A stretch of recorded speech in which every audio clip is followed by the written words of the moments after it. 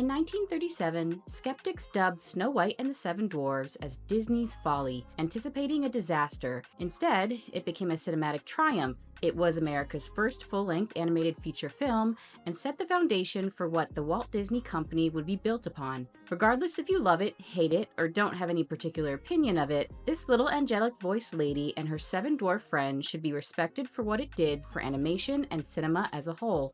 Fast forward 87 years to 2025, and the company that still carries Walt's name 61 years after his death has released the live-action remake of that same film, but instead of a triumph, it finally fulfills that ominous prophecy, because if this new Snow White isn't their folly, then I don't know what is.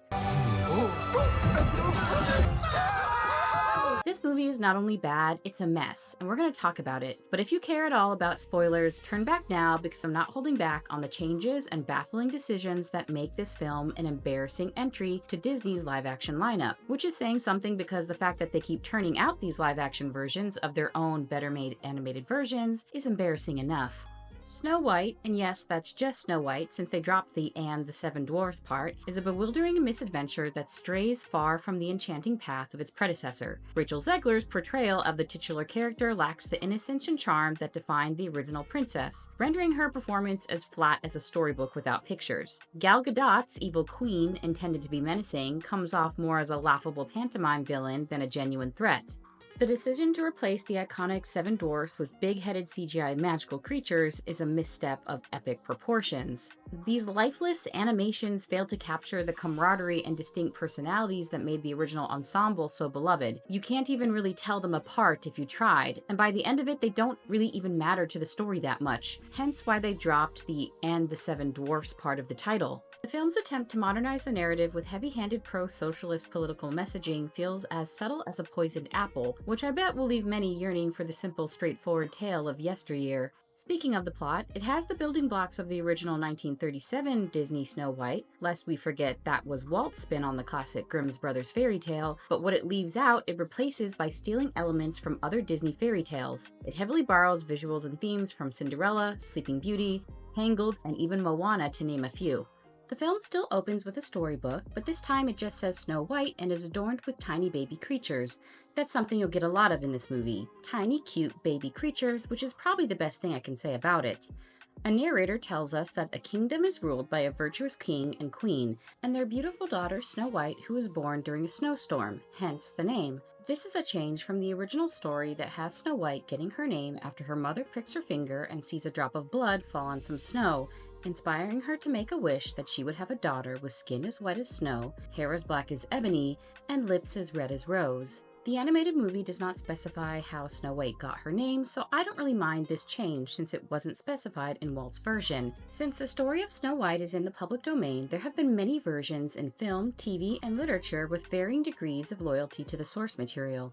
This new Disney live-action version lets us see Snow and her parents sharing their wealth and food with the kingdom in an opening number that is straight out of a Broadway musical, restricted by the confines of the measurements of a stage. That's something this movie heavily suffers from. It comes off as if you're watching a stage musical, with little movement and a ridiculous amount of group dance numbers. It's like you're watching the kind of movie Enchanted was trying to parody, or better yet, it shares similar cheesiness and cheap quality to that Camila Cabello Cinderella movie that came out on Amazon Prime a couple years ago. It's like that, but with a bigger budget that has seemed to go mostly toward the uncanny valley CGI.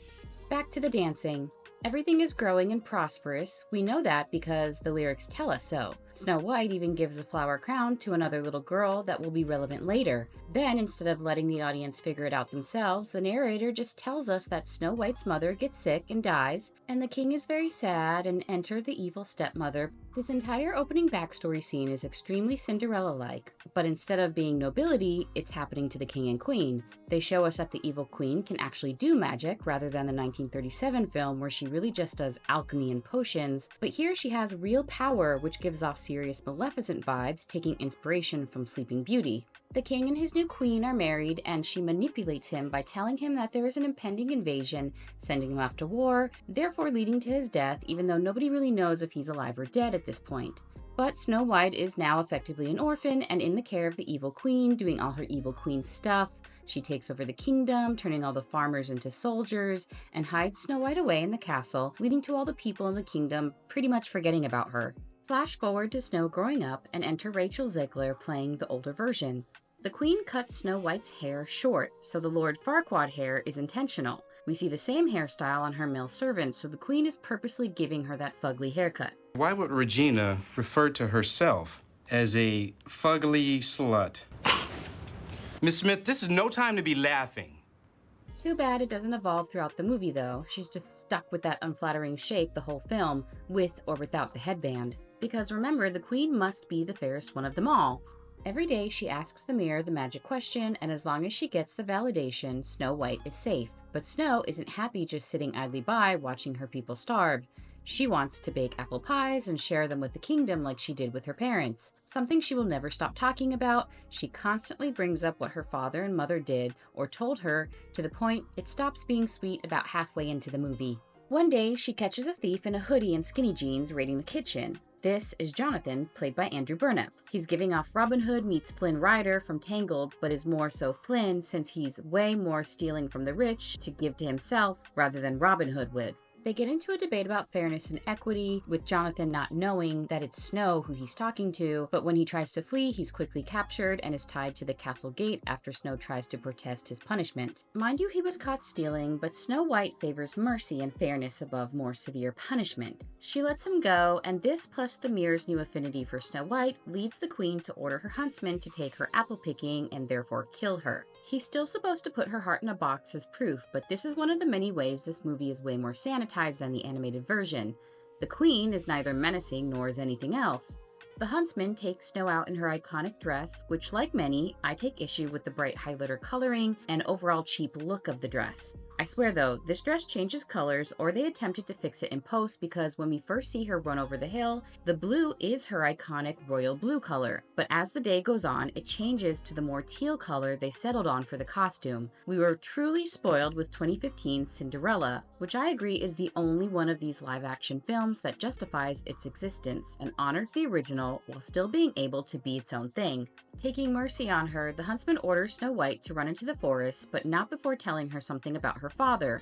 But of course he can't tell her fully what it is, because it has to be some hand-fisted way to build some mystery that has to unfold later in the story. This scene mostly plays out like the cartoon, but she falls down a hole into some water, then meets all the woodland critters. Thankfully for her, they're the nice kind. Now our Critter Christmas can finally happen! Hail Satan! Hail Satan!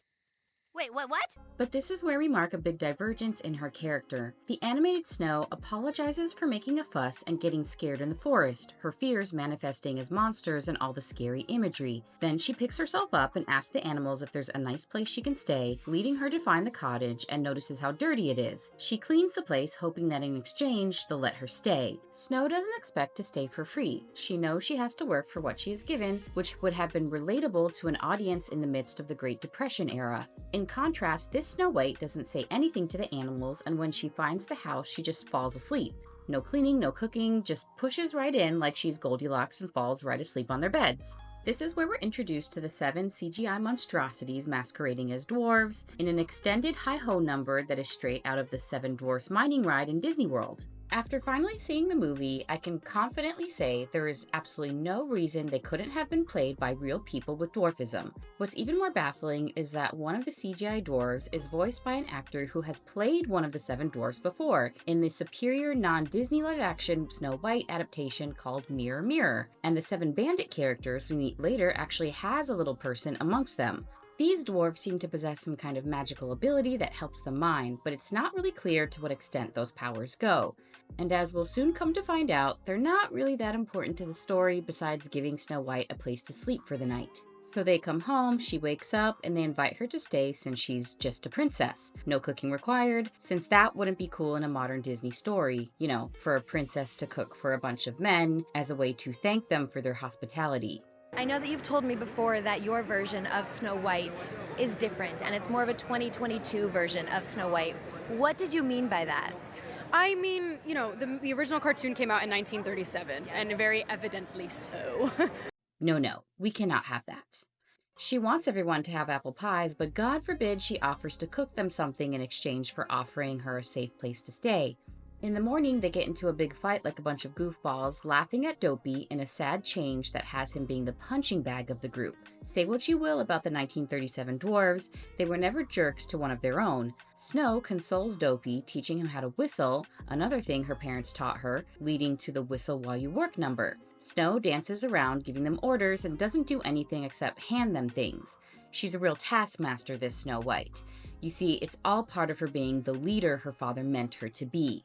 They tell her about some bandits in the woods that might know something about her father, so she sets off to find them while they head off to work. This is where the movie really hits the messy part, leading some to speculate that the 7 diverse bandit characters were originally meant to take the place of the dwarves, but after the pictures leaked, there was such a strong backlash that they went back in for reshoots, adding in the CGI dwarves. But she finds the bandits, who turn out to be a band of downtrodden actors, and wouldn't you know it, Jonathan is the leader. They reveal they don't know anything about her father's disappearance, but this gives Snow and Jonathan time to bond, leading to one of the worst new songs called Princess Problems, which seems to be more like a parody song written for a show like Something Rotten than Snow White. But this isn't half as bad as the Evil Queen solo number we get subjected to once it flashes back to the castle. Disney villain songs like Poor Unfortunate Souls and Be Prepared are not only essential to the plot, they are so filled with character and personality, not to mention they are impeccably crafted and catchy. Gal Gadot's song, All Is Fair, is just goofy and out of place in a movie trying to convince us that she's supposed to be a threat. She barely moves, probably due to how constricting her dresses are, but it's also another example of how it's a number written for the stage rather than a feature film. All the guards and servants look entirely too happy to be performing right alongside her.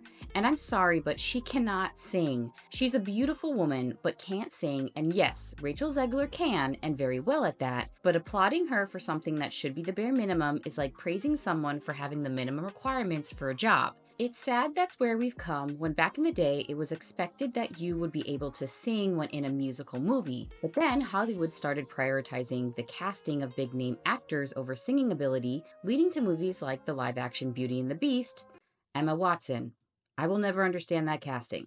Anyways, the bandits and Snow White run around in circles while being chased by guards. They get away, but not before Jonathan takes an arrow in the shoulder for her, resulting in her leading them back to the dwarves for help. They get a little love song, and Jonathan looks at her so long that she starts to spin around in slow motion. Yes, there is slow motion twirling in this movie. And they all decide to stop their fighting and band together to overthrow the evil queen. Jonathan gets captured because the plot needs him to, and Snow White is left to prepare. She's just taking anything she wants from the dwarf's house, because remember, she doesn't have to do anything other than be a princess to earn these things, when the evil queen comes knocking in her old hag disguise. Her spellcasting and transformation scenes in the cartoon were way more impressive. She's not even that ugly here. And oh yeah, that heart that the huntsman substituted for pig heart in the animated version, well, this queen didn't even check. She finally does, and it's just an apple in another example of how this movie is way more tame and juvenile than the animated version. If that movie was for the whole family, then this one is for babies because it sure doesn't trust the audience enough to understand things without saying it out loud or do anything that could be mildly offensive or scary. Snow White is tricked into eating the apple because the old hag says she's a messenger from Jonathan, showing the necklace she gave him as proof. She goes down, the dwarves rush to her side, but it's too late. We get a morning scene that is a fraction of what it is in the animated version, which is arguably the most emotional of the film, with the dwarfs weeping and Grumpy being the most heartbroken, showing how much she actually affected him. Snow even prayed for him to like her. In this version, that bond between Grumpy and Snow is absent, with her sharing more of a bond with Dopey. Meanwhile, back in the castle, Jonathan and the huntsman are chained up in the dungeon and decide to team up and pull on the chains to break free in what seems like an hour after John Boy got there. He's off to save Snow White and share love's first kiss. There's a big focus on her love story with a guy who literally stalks her. Yeah. Weird. Super weird. So we didn't do that this time. So no prince, or a different kind of prince? We have a different approach to what I'm sure a lot of people will assume is a love story, just because like we cast a guy in the movie, Right. Andrew Burnap, great dude. Yeah. It's one of those things that I think everyone's going to have their assumptions about what it's actually going to be, but it's really not about the love story at all, which is really, really wonderful. And whether or not she finds love along the way is anybody's guess until 2024. all of Andrew's scenes could get cut. Who knows? It's Hollywood, baby. Not going to be Yeah. saved by the prince. She's not going to be saved by the prince, and she's not going to be dreaming about true love. She's dreaming about becoming the leader she knows she can be, and the leader that her late father told her that she could be if she was fearless, fair, brave, and true. For all of Rachel Zegler's comments about how this Snow White was not dreaming about love, not being saved by the prince, and being all about fulfilling her destiny of being a leader her father knew she could be, she still needs to be kissed by someone, an element introduced by Walt Disney, by the way. This one could have gone back to the original Grimm's fairy tale version, where it turns out a piece of apple is just stuck in her throat and gets dislodged when her coffin is dropped, but no. If you're going to have her fall in love and get kissed, it's going to be with a thieving, homeless, out-of-work actor in jeggings. They kiss and even start to make out a little, which was a little weird, but are interrupted because we aren't done there. Dopey finally speaks, giving away that his voice is the one we've been hearing narrate the story. He hypes them up and off they go to save the kingdom. But first she has to remind everybody that she's still a thing because apparently they all forgot about her, at least that's what we're told in the beginning of the story. But it seems pretty easy because all she does is show up to the front gate, start singing, and then there's instantly a mob leading a revolution behind her to the gates of the castle. The other little girl from the beginning even whips out the flower crown that Snow gave her like she's been carrying around every single day of her life. Literally, it just cuts to her having it in her hands and putting it on when she sees Snow White walk by. Of course, the guards are ordered to kill Snow White, but they're stopped when she reveals that she knows their names. She's like, your name is Paul, and you're Matthew, and you're Arthur, and you're William, and she even knows what they used to do and their wives' names. Who's the stalker now? The queen is furious at this and magics up a diamond dagger and goes to stab her in full view of everyone. Like no one's gonna stop her, not even the guards that just refuse to do it themselves. But suddenly, the real dwarf shows up. You know, not the CGI kind, but the one that's part of the bandits that no one seems to have any real speaking lines or knows anyone's names, except for this one bandit and Jonathan. But he's gotten his trusty crossbow back, and he shoots an arrow and knocks it out of the queen's hand, and then she briskly walks back into the castle towards her mirror. Like, she doesn't even run, she just walks really, like, in a huff, most likely because her dress is entirely too tight. The queen asks the mirror once more who's the fairest of them all, and when the mirror confirms it's Snow White, she smashes it and her scepter, leading to her turning into this black stone figure, but then getting sucked into the mirror. We can't even get her dying in an epic way like the animated one did, having her fall off a cliff in the middle of a storm, setting up years of Disney villains falling to their deaths. The ending is a reprisal of the opening Happy Kingdom number, but this time they're all united wearing white, dancing around in one big utopian society. But just in case you're worried, Jonathan still has his signature hoodie, crop jacket, and tight pants on. Got my tight pants on. And there you go, that's Snow White 2025. Visually, this film screams made-for-TV movie from the late 90s, but with a way bigger budget. A much bigger budget, coming in at a whopping $270 million.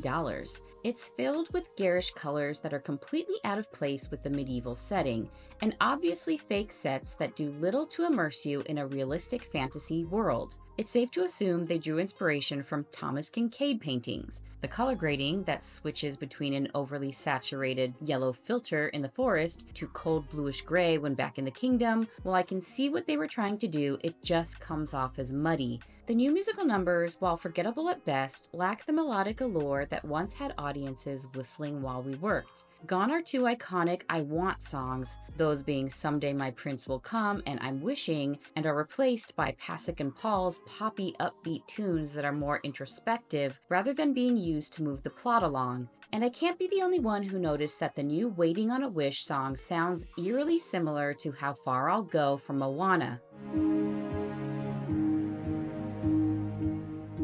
I've been staring at the edge of the water. As mentioned before, Snow White's iconic costume is cheap looking now, with some preferring to make much better edits of it online that show how much better it would have looked with a more muted gold skirt and royal blue bodice. Again, go back to Mirror Mirror to appreciate how good we had it in the costume department not too long ago. Now those were dresses fit for a fairy tale story. And her rag dress isn't even that raggedy. The animated Snow White scullery-maid outfit was way more torn and disheveled, demonstrating how mistreated Snow had been.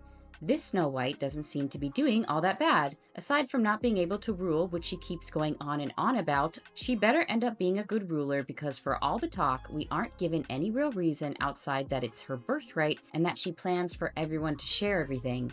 The evil queen is way more vain than anything else, and while I'll give Gal credit for trying, she couldn't pull off the kind of gravitas and menacing energy needed for the role. It just came across as hokey and embarrassing, so much so that people in my theater were laughing when they weren't meant to be.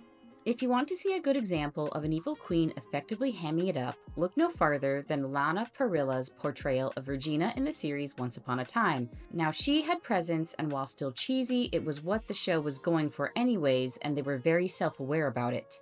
And as for the criticism of how Gal is objectively more beautiful than Rachel, that's how it's always been. The evil queen is typically portrayed by a woman who is more beautiful, as it's more a statement about inner beauty versus outer beauty. And if you want to see a much more adult, action-packed version that had a much more effective evil queen, look no further than Snow White and the Huntsman. Charlize Theron was a great evil queen, and Kristen Stewart was serviceable as Snow White, although she barely speaks and they change who she falls in love with.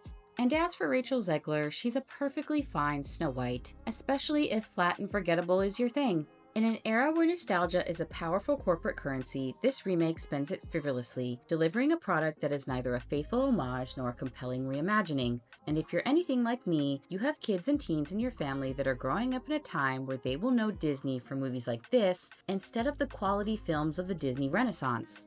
It's a sad reality when I couldn't get any one of them to see this movie with me because to them, Disney sucks now. What would Walt say if he were around to see Snow White's folly come true? It's a stark reminder that some stories are best left in the past, untouched and untarnished. But what do you think? Are you planning on seeing it in theaters, or do you plan to wait until it's spat onto Disney Plus in a matter of weeks? Personally, I recommend that you save your money and your time and wait until then. We still have 2 big-budget live-action remakes coming out this year in How to Train Your Dragon and Lilo and Stitch. I'll admit I'm intrigued, but if they succeed, Hollywood will continue learning the wrong lessons and continue not trying to make anything new. In conclusion, Disney's 2025 Snow White is a cautionary tale of what happens when a classic is stripped of its soul, leaving behind a hollow shell that no amount of cinematic magic can mend. My wish is that there are still some creatives out there like Walt who will take the chance to try something new. Or maybe I should wish for something a bit more realistic, like more subscribers. If you enjoyed this video and would be kind enough to hit the like and subscribe, it would mean the world to me. Thanks for watching, and until next time, stay safe and stay cultured.